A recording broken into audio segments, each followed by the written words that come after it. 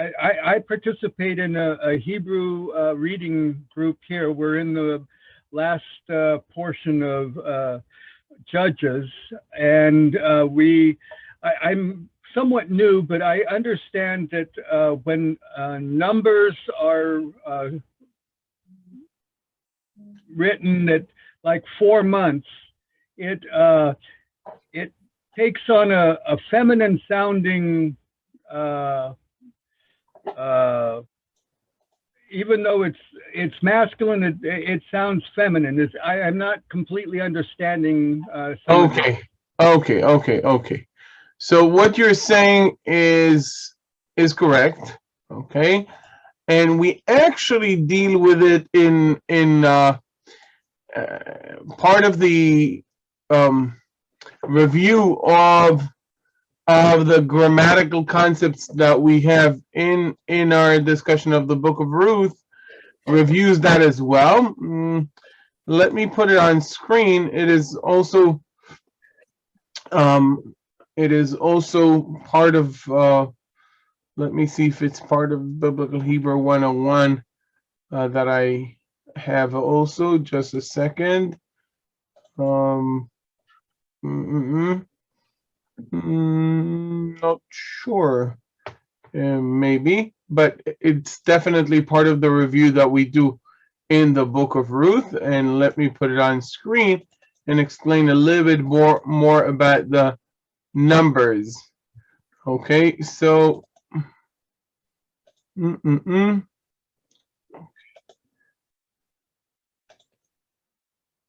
I'm putting it on screen and we'll be able to look at it together. The numbers the numbers in Hebrew, and generally speaking in all Semitic languages, are surprising in the sense that they present what we call gender polarity, or a chiastic concord. Okay. Okay. This is let's start with the numbers themselves. These are the cardinal numbers in Hebrew. Okay, it doesn't mean that they have like a purple cap and they get to choose the Pope. It means that they are the equivalent of 1, 2, 3, rather than the ordinal numbers that are the equivalent of first, second, and third. Okay. The numbers 1 and 2 actually behave as expected.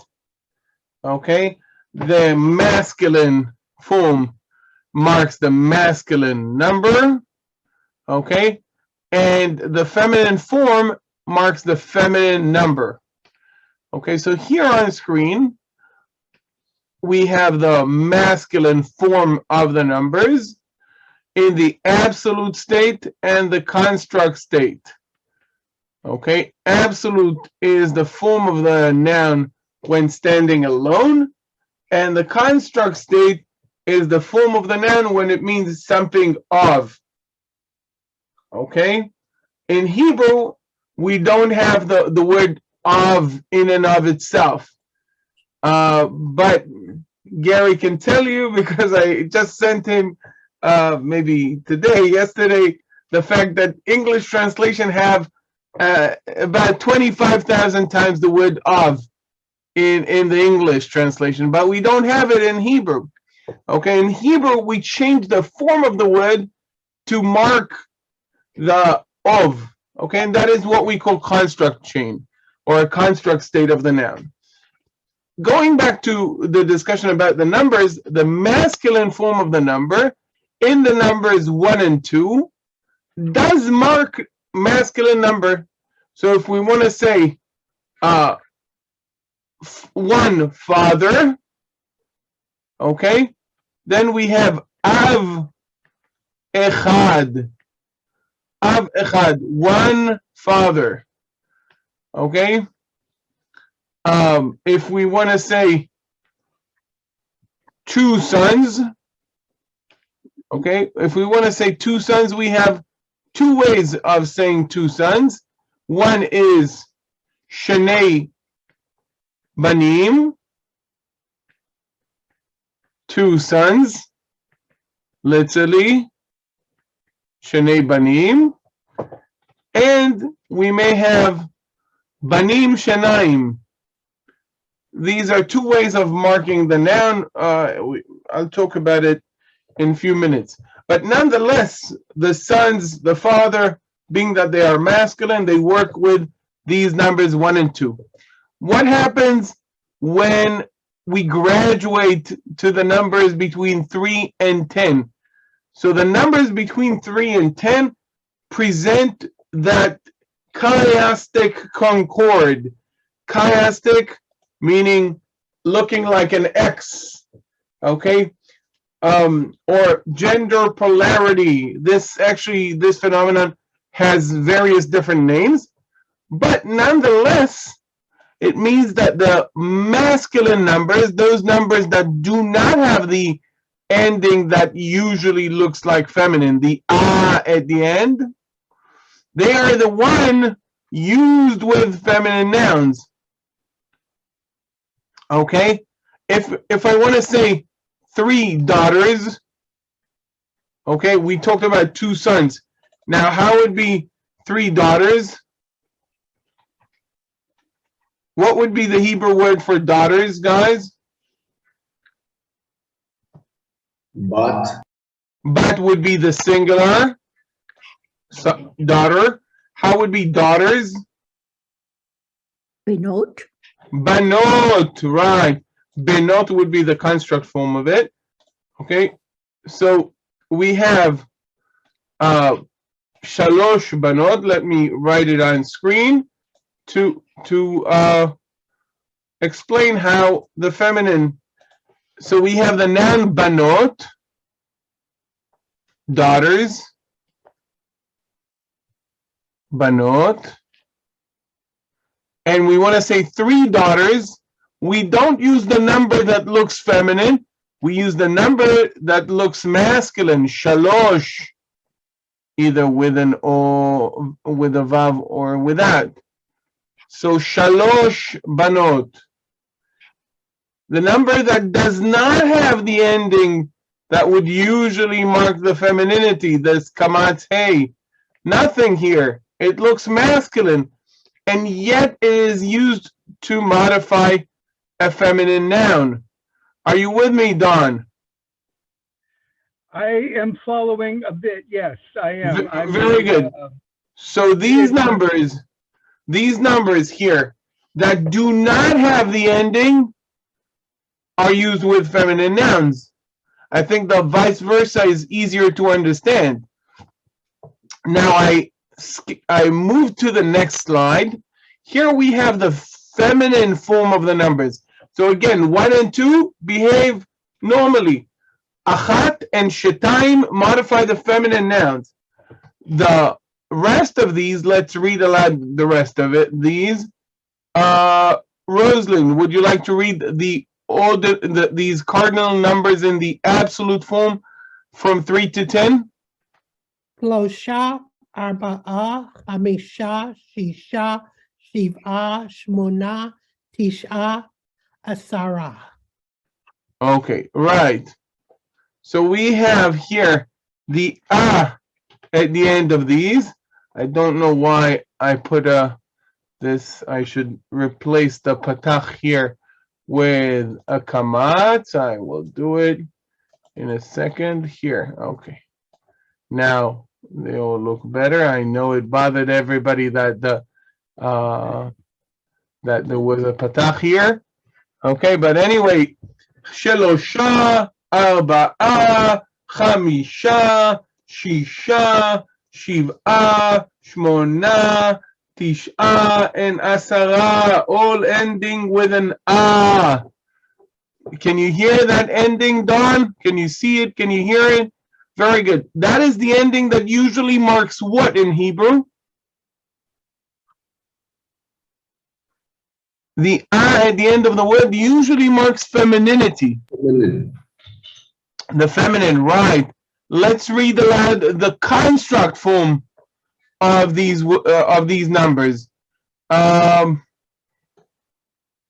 Danny, would you like to read the construct form of these numbers? שלושת, ארבעה, חמשת, ששת, שבעת, שמונת, תשעת, עשרת. Right. So again, these are the construct form of the same numbers. 3 of, 4 of, 5 of, 6 of, 7 of, etc. When again, all of these construct form of the numbers have the tav at the end of the word.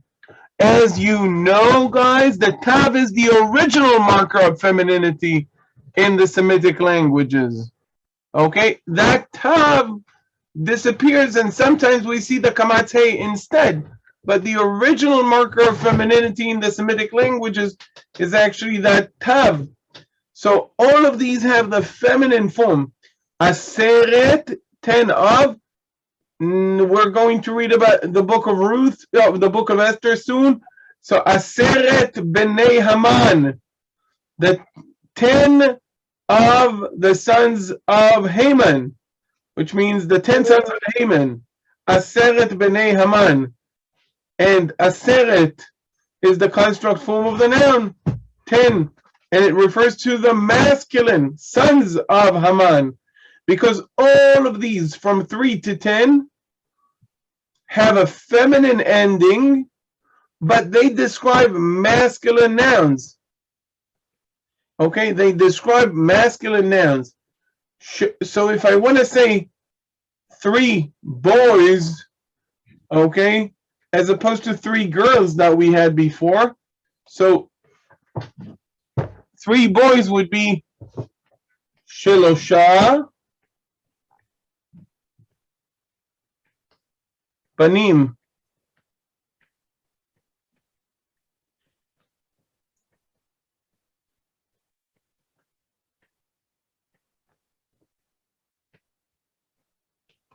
Shelosha Banim. I must tell you that it may lose the dagesh here sometime if the 2 words are connected, so you would have Shelosha Vanim.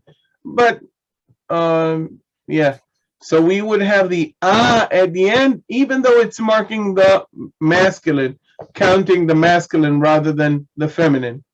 Okay, now the answer for why it happens is a different story.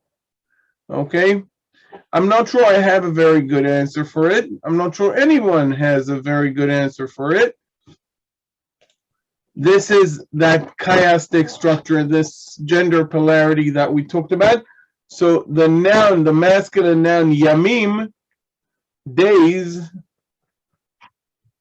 takes shelosha or sheloshet, different ways of counting something, as opposed to the noun banot, or benot in the construct form, that takes shalosh. That's now why it happens. Some theories have to suggest that the reversed counting is related to the fact that you don't want to count. Why? Because counting is bad luck, or it's forbidden. Okay, and so when you're counting, the reason for the need for counting the people is when you go to war. You want to know how many men you have. And in order not to count your men, you are counting like women. Okay, so if you're counting like women, you're not counting your fighters, and so you're not jinxing it. Okay? To do with the evil spirit? Yeah, listen, I'm not a big fan of this explanation, but unfortunately I don't have a better one, and nobody has a very good example, a very good explanation, and a very good convincing explanation. I can tell you that, interestingly, this phenomenon is all across the Semitic languages. Okay, all across known Semitic languages.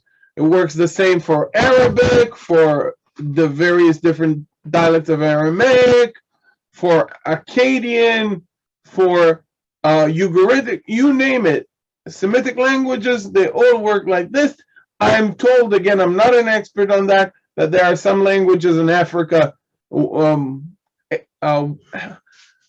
Afro, so this is a phenomenon that happens across not just Semitic languages, but other Afro-Asiatic languages, what used to be known as Hamite, Semite languages, like, but a good explanation, I don't know that there is.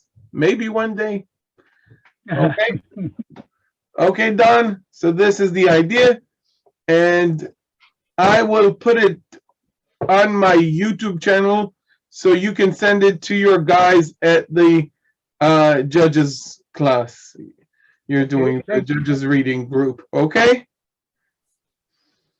Excellent. How many people are you reading together?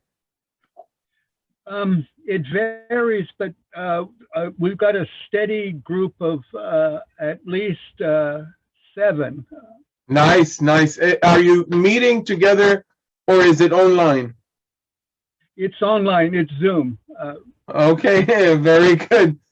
And we're spread from, let's see, I think it's Alabama to me here in Washington. From sea to sea. And some in Indiana. Yeah. Right. That's the biblical Hebrew way of saying it is min hanahar v'adayam, from the river to the sea, but in American terms, that's from sea to sea. Right. Very good, guys. So This chiasm extends to numbers bigger than 10. So in numbers bigger than 10, other things happen. Okay. Essentially, it does not. It does the usually numbers bigger than 10. You would see the singular form. Okay, not the plural. And when you you do have it when you have the last number as a singular. So 43, you would have the multiplications of 10 would not be different. They would be identical for the masculine and the feminine. But when the last number, when the single digit is again like the singular, as it is, you would see the same phenomenon. Okay, so 43 would modify the masculine. 43 would modify the feminine. Okay, just as an example. Could I ask a question about numbers? Come again? I was curious as to the reason that the number 15 and 16 does not follow the pattern. You're now asking about Gematria, the alphanumerical value of numbers. You're not asking about that, right? Well, actually, when you get to 10, the Yud is indicated Aleph and Yud Beit. But when you get to 15 and 16, it changes. Is that correct? And as I said, you're talking about not the numbers. First of all, we don't have numbers in the Bible. We have numerals in the Bible. What's the difference between a number and a numeral?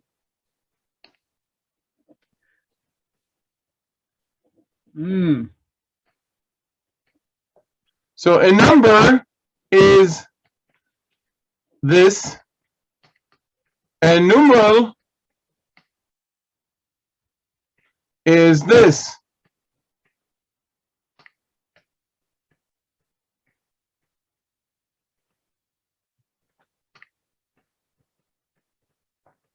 Okay, so we don't have numbers in the Bible. We don't have these signs. We only have the words 1, 2, 3, obviously in Hebrew. Okay, and you're asking about something else, a third thing that is called Gematria.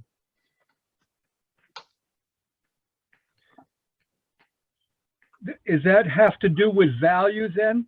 Just a second. Gematria, which possibly comes from gamma and tria, okay, which means gamma, third root letter of the Greek alphabet, equals 3. That's possibly the origin of this term. There are other explanations as well. Is the alphanumerical value of letters, marking Aleph meaning equals 1, Bet equals 2, Yod Aleph equals 11. And your question pertains to 15 and 16 in that system.